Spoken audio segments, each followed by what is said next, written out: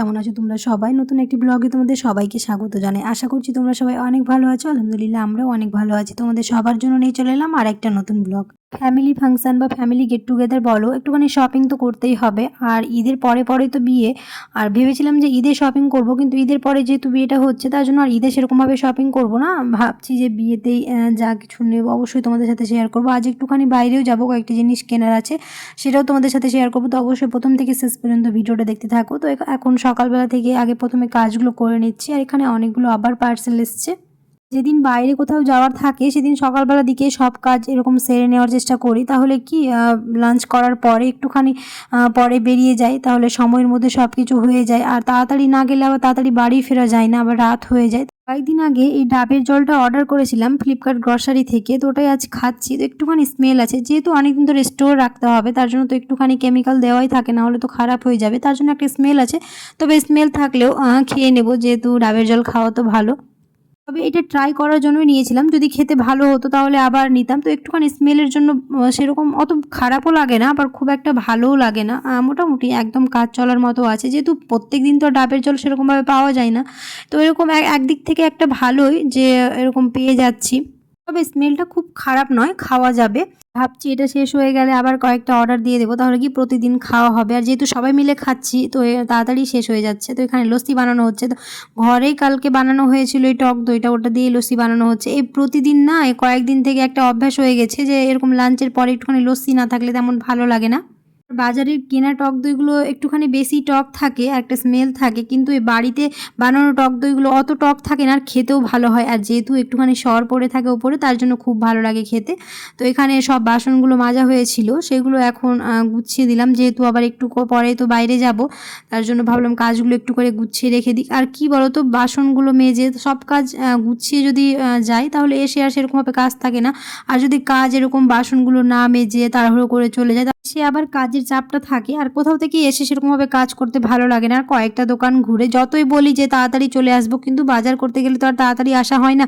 আর মেয়ে মানুষ মানে বুঝতেই পারছো, এই তো একটা জিনিস দেখতে গেলে আর একটা এরকম পছন্দ হয়ে যায়, তো এরকম করে অনেকগুলোই সময় লেগে যায়। আর আমরা আজকে গিয়েছিলাম অন্য কাজে, কিন্তু আবার অন্য জিনিস কিনে নিয়ে চলে এসেছি, সেগুলো ভেবেই যায়নি যে কিনবো। তবে দোকানে ভালো লাগলো, আর একদম পিওর কটন ছিল। তো কয়েকটা কাপ্তান নিয়েছি, তো ভিডিও শেষে দেখিয়ে দেবো কী কী নিয়েছি।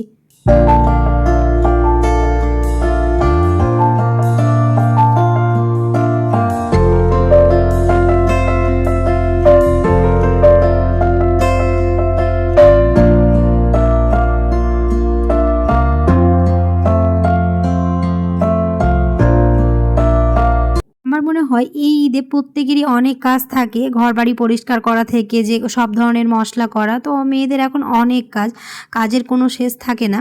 একটা দুটো কাজ করতে করতে অনেকগুলোই কাজ বেরিয়ে যায়। আর এই ঈদে প্রায় সবার বাড়িতে অনেক কাজ থাকে, আর কয়েকদিন থেকেই তো বেশ আমরাও কাজে লেগে পড়েছি, একটু একটু করে সব কিছুই এরকম পরিষ্কার করে নেওয়ার চেষ্টা করছি।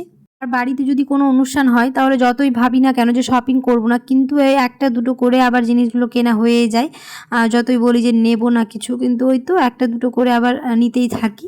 তো এরকম আমাদের সাথে হয়েছে। আর আজ গিয়েছিলাম হচ্ছে অন্য কাজে, কিন্তু দেখতেই পাচ্ছ এখানে কাপ্তানগুলো খুব সুন্দর লাগলো, তো ওখান থেকে কয়েকটা কাপ্তান নিয়েছি। তারপর চলে গেছিলাম হচ্ছে স্টাইল বাজারে, একটা কড়াই নেওয়ার ছিল, কিন্তু আমরা যেরকমটা চাইছিলাম সেরকমটা পাইনি। তো ভাবলাম যে থাক, কয়েকদিন পরে তো এক্সপো যাবো, ওখান থেকে কিনে নেবো, কারণ এক্সপোতে প্রচুর জিনিস পাওয়া যায়, সব ধরনের জিনিস পাওয়া যায়, তার জন্য আর ওখান থেকে নিইনি। কড়াই না পেলেও খালি হাতে আর কি আসা যাবে, একটা দুটো করে প্রয়োজনীয় জিনিসপত্রগুলো বের হতেই থাকছে, আর ওদিকে আমার মা কিনতেই থাকছে। তো এখন বাড়ি চলে এসেছি, আর এই কাপ্তানগুলোই নেওয়া হয়েছে। যখন আগে কাপ্তান নিতাম তো অনলাইনে নিতাম, এটা খুবই রিজনেবল প্রাইসে পেয়েছি, কারণ অনলাইনের থেকে অনেকটাই সস্তা পেয়েছি। আর একদম পিওর কটন, খুবই সফট, তো তার জন্য তিনটে নিয়েছি, দুটো আমার মা নিয়েছে, একটা আমি নিয়েছি। তবে এই দুটো একদম প্লেন আছে, তো এই দুটো আমার মা নিয়েছে, আর যেটা একটু পম পম দেওয়া আছে সেটা আমি নিয়েছি। এই যেটা এই গ্রিন কালারটা আমি নিয়েছি।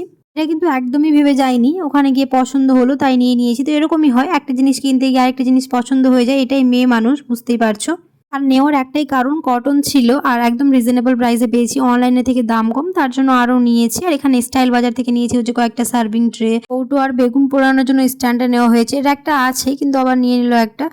আর নেবো না বলে অনেক কিছুই আবার নেওয়া হয়ে যায়। এখানে একটা স্প্যাচুলা নেওয়া হয়েছে, এটা খুবই মানে এটা নাড়তে না একদম ভালো লাগে, তার জন্য এটা একটা ব্ল্যাক আছে, তবে এটা সিলিকনের নেওয়া হয়েছে। একটা এই যে হাতা খুন্তির সেট নেওয়া হয়েছে, আর একটা ছোট প্লেট নেওয়া হয়েছে, এটা খুবই কাজে লাগে। এরকম একটা সেম আমাদের বড় বড় থালাও আছে, তো এটা একটা ছোট দেখে প্লেট নেওয়া হয়েছে, কারণ প্লেট অনেক কাজে আসে। আর দুটো এই শেকারগুলো নেওয়া হয়েছে একটুখানি কোল্ড কফি বা লস্যি বানিয়ে নিয়ে যাওয়ার জন্য। আর এটা সবথেকে ভালো দিক হলো এটা ক্যারিও করতে পারবো, কারণ এটা একদম ঢাকনা সমেত আছে, তার জন্য এই দুটো নিয়েছি যাতে আমরা গাড়িতে করে ওটা লস্যি বা কোল্ড কফি বানিয়ে নিয়ে যেতে পারবো। যাই হোক, আজকে ভিডিওটা বেশি বড় করছি না, এখানে শেষ করে দিচ্ছি। আশা করছি তোমাদের ভালো লেগেছে। যদি ভালো লেগে থাকে তাহলে অবশ্যই একটা লাইক করে দিও আর কমেন্টে জানাতে ভুলো না। আর যারা এখন আমার চ্যানেলটিকে সাবস্ক্রাইব করেনি অবশ্যই সাবস্ক্রাইব করে দিও। যারা সাবস্ক্রাইব করে গেছো তাদেরকে অসংখ্য ধন্যবাদ। দেখা হবে পরে একটি নতুন ব্লগে। সবাই খুব ভালো থাকবে। আল্লাহ হাফেজ।